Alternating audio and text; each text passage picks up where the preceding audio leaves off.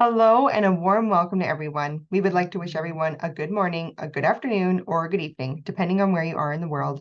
My name is Samantha from Safeopedia, and here at Safeopedia, it is our mission to support the EHS professionals, operational folks, and any safety-minded individuals with free information, tools, and education. We'd like to extend a huge thank you to the dedicated professionals for the great work they do on a daily basis in keeping our workplaces safe. Just a reminder, this webinar is being recorded and we will send out a link to the recording to everyone in a few days. Today, we are proud to present how to successfully complete an ESG materiality assessment. This Safeopedia webinar has been brought to you today by IsoMetrix.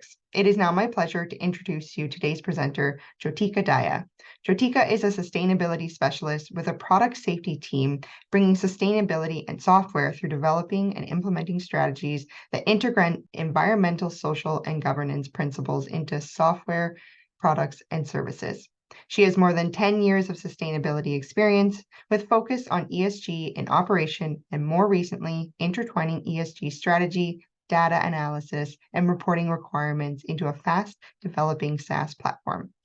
It is now my pleasure for you all to sit back, relax, and enjoy this presentation. With that, Jyotika, take it away. Hi everyone, and welcome to this webinar on how to successfully complete an ESG materiality assessment. Entities starting off on their ESG journey are often at a loss as to where to start. There are multitudes of standards, frameworks, legislation, stakeholder requests that all appear to be asking for the same data in different phrases.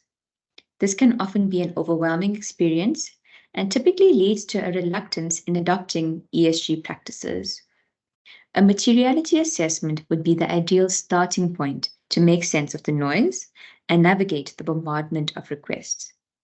I have in this slide a few definitions of a materiality assessment, the first one being from GRI, one of the oldest impact reporting standard organizations.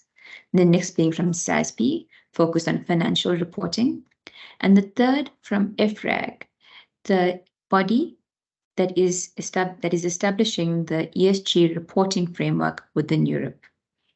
In essence, a materiality assessment is an assessment of which environmental, social, and governance topics are important to an entity in terms of relevance to a business and relevance to their stakeholders.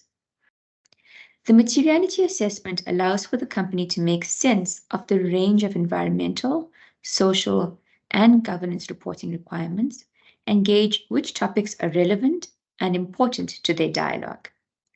The GRI summarize it well in that materiality is the threshold at which aspects become sufficiently important that they should be reported. Many entities look to consultancies or specialists. However, to get the most value out of this process and create meaningful insights and strategy, it is important to have a good understanding of the data and the process being undertaken. To get a full understanding of which environmental, social, or governance topics are important to a business, it is important to understand the different viewpoints of each stakeholder. These include internal and external stakeholders that have an interest in the business or in how the business is impacting society or the environment. Each stakeholder will view the company through their own lens to form an opinion on how sustainable that business is. For some stakeholders, such as investors, it could be that their focus is on how environmental, social, and governance topics impacts the business's financial performance or enterprise value. This is referred to as single or financial materiality. For other stakeholders, such as consumers, the broader lens they view business is in how it impacts the environment or society. This is often referred to together with financial materiality as double materiality. An emerging lens, referred to as triple materiality and being referenced increasingly in ESG legislation, is the lens of viewing the ESG impacts in the context and physical setting of the business. This is in terms of sustainability thresholds, such as societal norms and planetary boundaries or tipping points. There is nothing in this world that is constant besides change. Therefore, the dynamic nature of a business, the economy, society, and the environment means that an assessment of material issues should take place each time there's a major shift in the business or externally. Such an extreme event such as the COVID-19 pandemic could be an example. However, this could even be things like mergers and acquisitions that change the business's context. Some companies may be tempted to brush aside an ESG materiality assessment. However, the topics identified as material could be familiar from previous environmental health and safety assessments or from enterprise risk management processes. Through an ESG materiality assessment, a company is able to tie together the impact of material issues on the business, material issues for peer companies or industry benchmarks, current reporting requirements, and internal and external stakeholder expectations.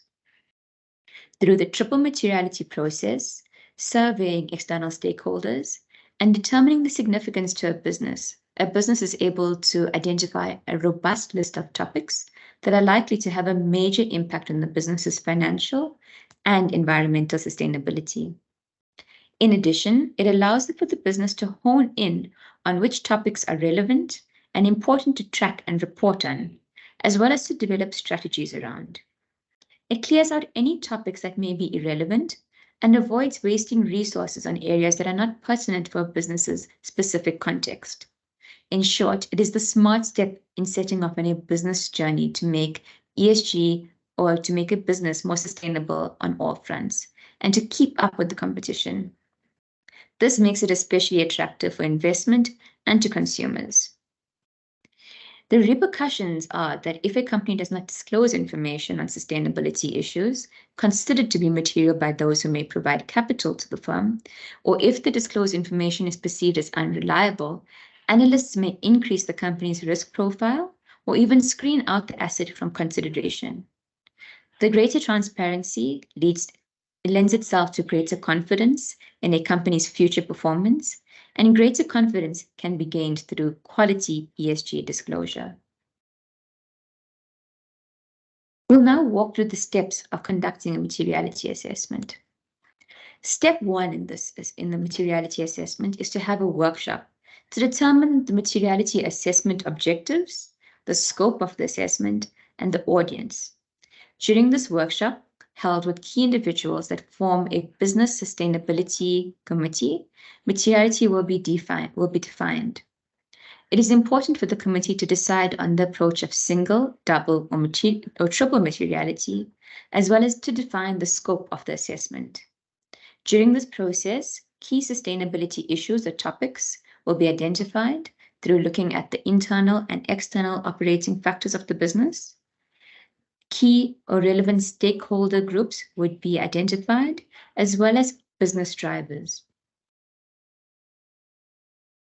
Step 2 in this process would then be to collect data from internal and external stakeholders. This is essentially determining significance of the specific topics to external stakeholders such as consumers and the community, and determining the significance of sustainability topics to the company, the internal processes, employees, and the board. It is essential to have a broad range when surveying to ensure that a business is taking all stakeholders into consideration, as business stakeholders are essentially who the company are reporting to and keeping themselves accountable to. Consumers and even employees take environmental and social responsibility into consideration when making their decisions on which companies to support in their purchasing, as well as which companies to support when choosing which companies to be employed by. Step 3 in the materiality assessment process will then be the materiality mapping and prioritization. During this process, we would prioritize aspects and the threshold for determining materiality. We would identify the material aspects. Those topics that are ranked as a low risk to the business and to stakeholders would be classified as topics to monitor and manage. Medium risk topics would be ones to monitor and set goals on. those topics that are ranked as high risk to the business and to stakeholders would be the topics to monitor, set robust goals on, and have a robust discussion on when reporting. Step 4 then brings the key material issues into alignment with key management areas and strategy development. During this process, the materiality assessment would be validated. The material issues would then be reviewed to ensure that it is aligned to the company's strategy. Where there is a misalignment, the business may need to consider amendment to existing strategies or even the development of a new strategy. This is an important step in allowing for material sustainability topics to be given the weight needed to ensure adequate monitoring and management is conducted. Step 5 in this process would be to report and review. During this process, there would be follow-up sessions with key stakeholders. Consideration of their feedback would be taken into account. An assessment would also be conducted on whether this process should be conducted again. Progress is reported back to the board to ensure that there's adequate buy-in and strategy adoption. This process could be redone if and when needed when there's a major change within the business or externally. The most common pain points that are raised by companies starting off on the ESG reporting journey is twofold. Firstly, they do not know where to start off with reporting and what to track to report. And secondly, that the data is scattered across multiple systems. A centralized software system that serves the purpose of an assessment tool for data gathering, storing, analysis, reporting, together with providing an auditable history, is essential in an era when information equates to financial gain. Any oversight could cost the business financially or hurt their reputation. Having a centralized data system is essential to create an easy overview of the entities or the business's operations, the upstream inputs and downstream outputs, the external stakeholders' material concerns and priorities, as well as the internal board members and employees' material issues. In closing, I would like to look at the images on this specific slide. Having worked in the sustainability sphere for the past 10 years, I can tell from my experience that businesses have often been battling the left-hand side scenario. Data is scattered across multiple financial, HR, and travel systems. Many of the stakeholders that you're requesting for information from do not understand the need to provide this information and always have more pressing deadlines. It becomes a monthly or annual struggle to source the relevant information. And when this information can be sourced, it can vary in form and in quality. This does not allow for data to be easily auditable, verifiable, or assured. A key component in ensuring quality ESG reporting to ensure accurate integrity and ensure accuracy and data integrity would be to ensure you have a streamlined process. To support meaningful insights, quality business strategy, and a strong sustainability approach, it is critical to have a process that is streamlined to ensure adoption and to put in place the building blocks to allow for quality data. This in turn leads to sound analysis and reporting, and ultimately lends itself to powerful business and sustainability strategy. Well, thank you so much for wonderful information. Is there anything you want our audience to keep top of mind or take away from today? Some typical questions that companies have when they're thinking of doing a materiality assessment could be the following. The first one that often comes up is, why is a materiality assessment often overlooked if it is something that is so integral? Reporting entities typically start off on the ESG reporting journey by responding to requests from the different stakeholders and look to their competitors and industry standards when determining which topics to report on.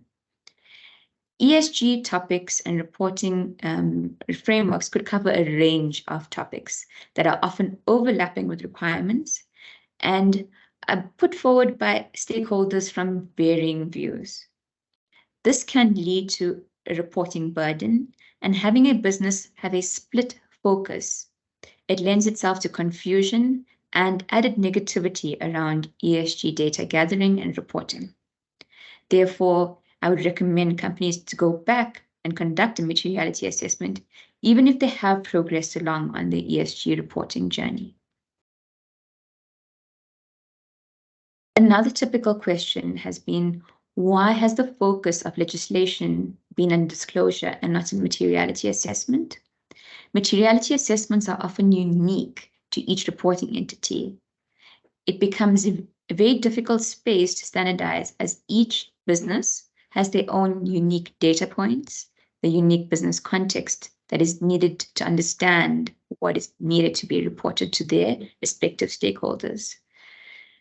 This is actually a space that legislators are now bringing into their frameworks, such as EFRAG, and providing additional guidance on, which can assist companies then on conducting materiality assessments.